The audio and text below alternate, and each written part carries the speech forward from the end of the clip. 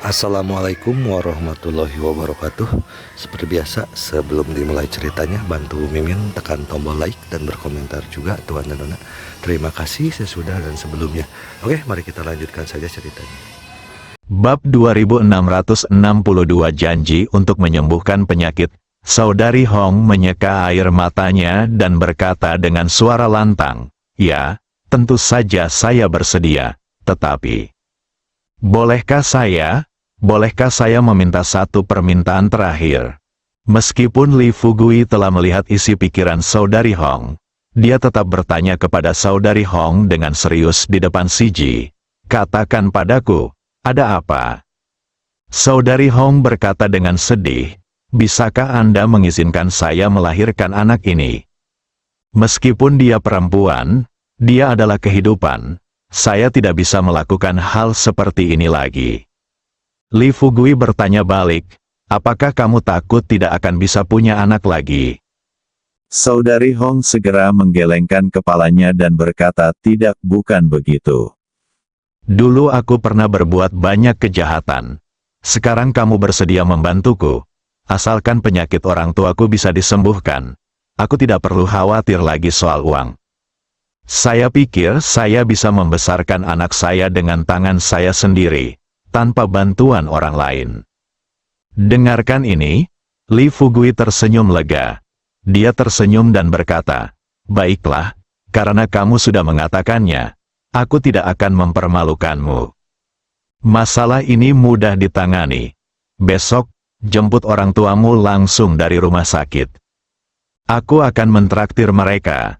Tapi kamu harus ingat apa yang kamu katakan hari ini dan jangan pergi menemui Wu Changgui."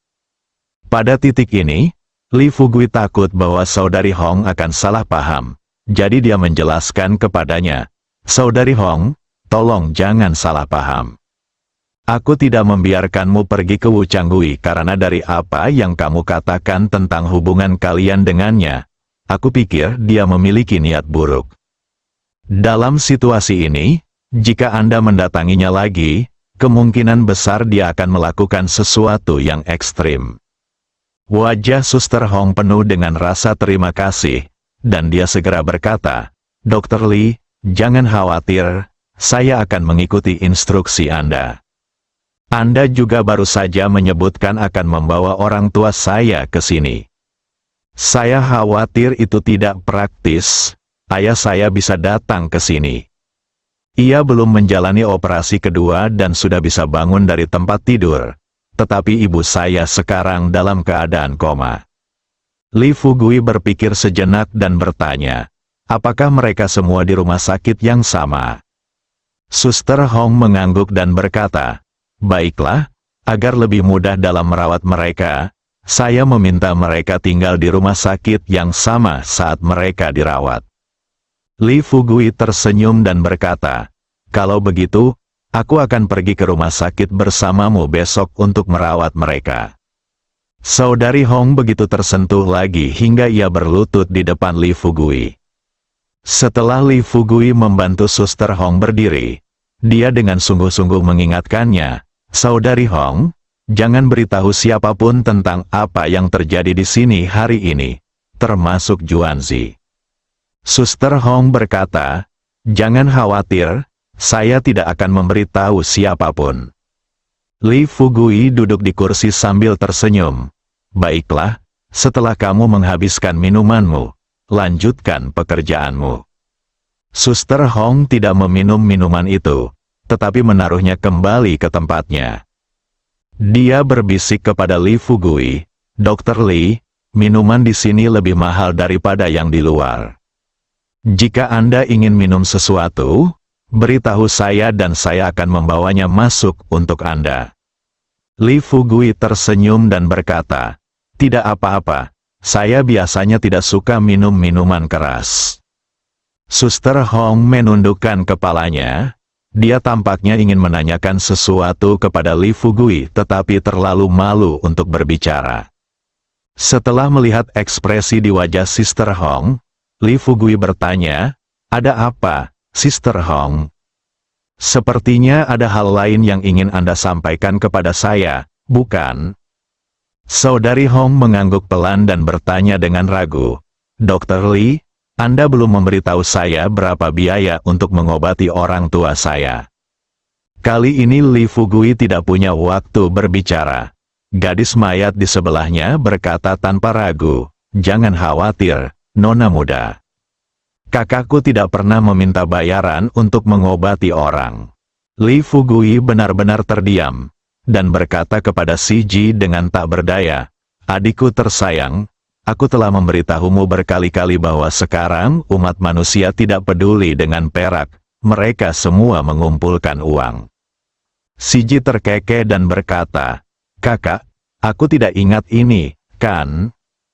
Oke, uang, ya, lagi pula, kamu tidak boleh meminta bayaran untuk merawat pasien kali ini." Suster Hong berkata dengan tergesa-gesa, tidak masuk akal untuk tidak mengenakan biaya untuk merawat pasien.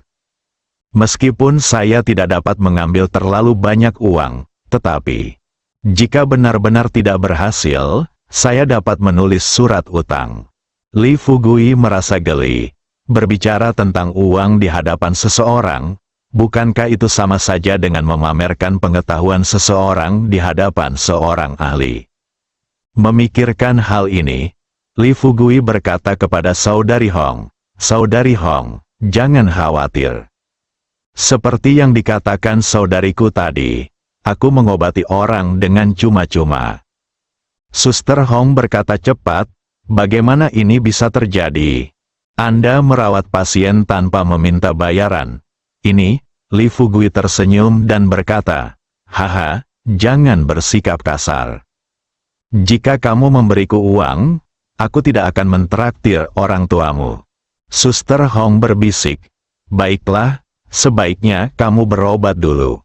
Kita bicarakan masalah ini nanti kalau kamu sudah sembuh." Li Fugui tersenyum dan berkata, "Cukup sekian, bukan? Haha, pergilah dan beraktivitaslah. Ingat apa yang baru saja kukatakan kepadamu. Kamu tidak boleh menceritakan kepada siapapun apa yang terjadi di sini hari ini." Suster Hong mengangguk dan berkata, "Jangan khawatir, aku tidak akan memberitahu siapapun." Setelah mendapat jaminan dari Suster Hong, Li Fugui melambaikan tangannya. Begitu Saudari Hong pergi, Si Ji segera menghampiri Li Fugui, merendahkan suaranya, dan bertanya kepada Li Fugui dengan suara rendah, "Kakak, apakah kamu tidak punya sesuatu untuk dikatakan sekarang?" Li Fugui menatap Si Ji dengan tatapan bingung dan bertanya, "Kakak Si Ji, apa yang ingin kamu katakan sekarang?" Si Ji berkata, "Wu Changgui." Li Fugui bertanya, "Apa yang terjadi dengan Wu Changgui?" Si Ji berkata, "Karena ada sampah seperti itu di ras manusia, tidakkah kau berencana untuk memberinya pelajaran?"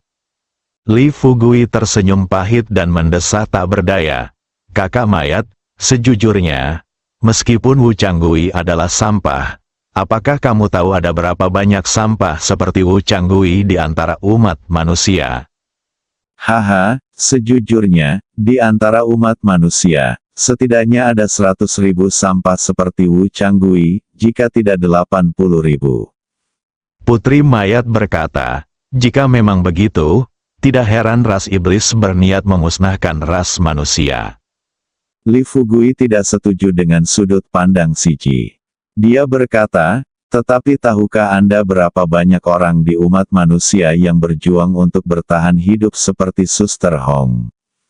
Si Ji bertanya, "Berapa?" Li Fugui berkata terus terang, "Itu 100 atau bahkan 10.000 kali lebih banyak dari sampah seperti Wu Changgui." Putri mayat mengerutkan kening, tidak tahu harus berkata apa sejenak. Li Fugui tersenyum dan mendesah, "Putri mayat, ada beberapa hal yang tidak kau ketahui. Haha, kau baru saja tiba di ras manusia. Dalam beberapa hari ke depan, aku akan membawamu untuk melihat cinta yang besar dan perasaan sejati dari ras manusia. Ketika kau secara bertahap memahami situasi ras manusia saat ini, kau akan tahu bahwa ras manusia sebenarnya adalah yang terakhir yang tidak boleh dimusnahkan, Si Ji berbisik, pokoknya, aku masih berpikir Wu Changgui harus diberi pelajaran. Li Fugui berbaring di tempat tidur besar yang empuk. Baiklah, meskipun itu pelajaran, itu untuk hari lain. Hari ini sudah malam, jadi sebaiknya kamu tidur lebih awal. Sejujurnya, Li Fugui sangat lelah akhir-akhir ini. Semenjak dia mulai berurusan dengan klan, dan sampai sekarang, dia mulai berurusan dengan seluruh ras iblis. Dia merasa seperti tidak pernah tidur semalaman. Sekalipun dalam tubuhnya terdapat tenaga yang tidak ada habisnya, dengan hanya mengandalkan tenaga tersebut, ia tidak akan merasakan apa-apa walaupun ia begadang semalaman selama setahun. Namun tidak ada dampak pada tubuh, tetapi pasti ada dampak pada pikiran. Sekarang, dengan punggungnya yang tiba-tiba menempel di tempat tidur besar yang empuk, keinginan bawah sadarnya untuk tidur langsung bangkit. Namun, si Ji mengerutkan kening dan berbisik kepada Li Fugui, "Saudaraku, apakah kita akan beristirahat sekarang? Bukankah ini terlalu pagi?" Li Fugui memejamkan matanya dan berkata dengan malas, "Hari sudah larut. Kita masih punya banyak hal yang harus dilakukan besok." Pada saat ini, gadis mayat itu benar-benar berbaring tepat di atas Li Fugui. Tiba-tiba saya merasakan sesuatu yang lembut di depan mayat itu. Li Fugui tidak dapat menahan diri untuk tidak tercengang. Tiba-tiba dia membuka matanya seperti tersengat listrik dan menatap mayat putri itu. Si Ji menatap mata Li Fugui dan terkekeh, "Kakak, ada apa denganmu? Kenapa kamu menatapku seperti itu?" Li Fugui berkata, "Pria dan wanita tidak boleh saling menyentuh, dan kamu memukulku." Li Fugui menundukkan kepalanya dan melirik dada gadis mayat itu. Putri mayat sekarang mengenakan mantel Li Fugui tanpa ikat perut di dalamnya. Ketika Li Fugui memandangnya, pemandangannya tak terlukiskan. Namun, si Ji melirik Li Fugui dengan jijik dan berkata dengan acuh tak acuh, "HMPH, ada apa? Apakah kamu masih membenciku atas apa yang telah kulakukan?" Li Fugui awalnya berencana untuk beristirahat, tapi kalau dipikir-pikir masih banyak yang harus dikerjakan besok. Walaupun sekarang sudah malam, sebenarnya baru lewat jam 8 malam, kurang dari jam 9 malam. Kalau besok pagi dia mengajak putri mayat keluar, dengan masih mengenakan gaun merah yang dia kenakan hari ini, aku jadi penasaran berapa banyak orang yang akan menganggapnya orang jahat. Memikirkan hal ini, Li Fugui hanya bisa membalikkan badan dan berkata kepada si Ji, "Baiklah, karena kamu tidak bisa tidur, aku akan mengajakmu ke mal di luar dan membelikanmu beberapa pakaian cantik." Si Ji bahagia bagaikan anak kecil.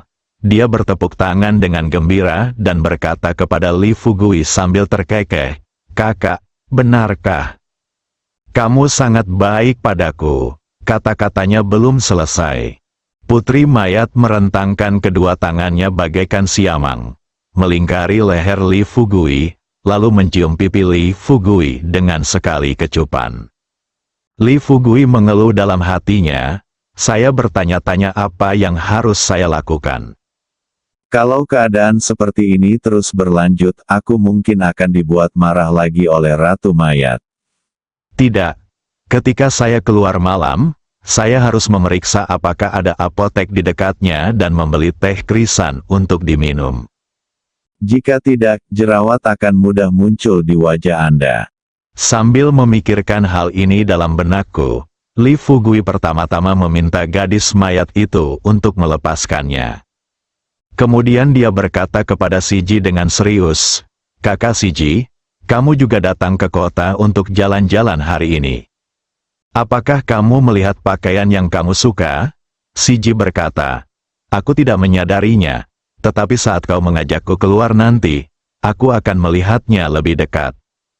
Li Fugui berkata, "Baiklah, kalau begitu, saat kita keluar nanti, lihatlah lebih dekat. Jika ada jenis pakaian yang kamu suka, beritahu aku dan aku akan membawamu ke mall untuk membelinya langsung. Si Ji langsung setuju. Kemudian dia mengikuti Li Fugui dan berencana untuk keluar.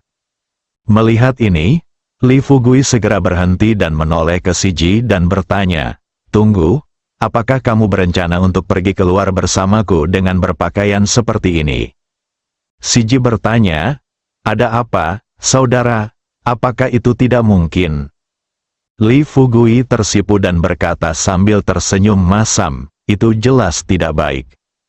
Lihat apa yang kamu kenakan sekarang. Apa namanya? Oke, pergilah ke kamar mandi dan kenakan rokmu dulu." Putri mayat berkata, "Bukankah sudah kukatakan, rokku basah?" Li Fugui berkata terus terang, "Apakah kamu tidak tahu sihir?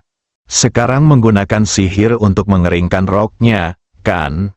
Si Ji bertanya lagi, "Kakak, bukankah kamu melarangku menggunakan sihir di ras manusia?"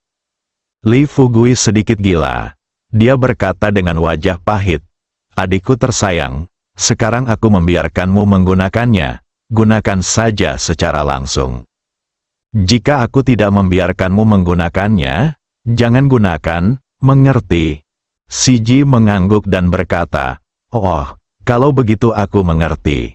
Setelah mengatakan ini, sang putri mayat hanya berbalik dan melambai ke arah kamar mandi. Pada saat yang sama, pakaian gadis mayat itu jatuh ke tanah. Dia mengenakan pakaian baru kaisar lagi dan berdiri di depan Li Fugui. Li Fugui berjongkok di tanah sambil memegang dahinya. Setelah melirik tubuh gadis yang sudah meninggal itu dari sudut matanya, dia merasakan mulutnya kering. Untuk meredakan rasa malu, saya langsung berjalan ke meja, mengambil minuman di meja, dan menghabiskan sebotol penuh dalam satu tarikan napas. Untungnya sang putri mayat berganti pakaian dengan sangat cepat. Li Fugui baru saja menghabiskan minumannya. Si Ji mengenakan gaun merah darahnya dan berkata kepada Li Fugui dengan senyum manis di wajahnya, "Kakak, ayo cepat pergi dan belikan aku baju baru sekarang." Li Fugui mengangguk dan berkata, "Ayo pergi, ayo cepat." Kurang dari 20 menit, Li Fugui membawa putri mayat ke pusat perbelanjaan terdekat. Setelah tiba di area pakaian, Si Ji segera masuk ke toko pakaian dalam wanita. Li Fugui berdiri di pintu. Saat dia melihat putri mayat masuk, dia benar-benar mati rasa. "Apapun yang Anda takutkan akan terjadi pada Anda." Setelah Si Ji masuk ke dalam ruangan, dia melihat Li Fugui berdiri di pintu dan tidak masuk. Dia bahkan melambaikan tangannya dan berkata, "Kakak, cepat masuk. Lihat, pakaian ini sangat indah." Gadis di toko pakaian dalam itu langsung menatapku dengan heran. Li Fugui hanya bisa berpura-pura berkulit tebal dan memasuki ruangan bersama putri mayat. Setelah melirik pakaian dalam yang tergantung di rak di depannya, Li Fugui berbisik, "Ayo pergi, tidak ada yang cocok di sini." Namun, putri mayat berkata dengan santai, "Kenapa tidak ada yang cocok? Lihat, yang merah muda ini, bukankah pas? Tapi, kelihatannya agak kecil." Saat putri mayat berbicara, dia mulai memberi isyarat dengan tangannya. Momen ini, Li Fugui sungguh menyesalinya. Kalau saja dia tahu kalau putri mayat sangat tertarik dengan pakaian dalam, dia bisa saja memberikan tugas membeli pakaian itu kepada Hua Duo atau saudari Ming. Tapi pikirkanlah, dia tidak bisa menahan senyum pahit. Ya, membiarkan Hua Duo dan saudari Ming mengikuti Si Ji. Bukankah ini seperti dengan sengaja mendorong kedua wanita yang dicintainya ke dalam lubang api? Dengan kepribadian putri mayat, haha, siapa yang bisa mengendalikannya? Hua Duo atau saudari Ming? Jangan ragu. Kalau kamu suka, aku akan membelikannya untukmu. Kalau kamu tidak suka, ayo kita pergi." Si Ji cemberut dan berkata, "Kakak, melihat ekspresimu sekarang, kamu kelihatannya sedikit tidak senang lagi." Bersambung.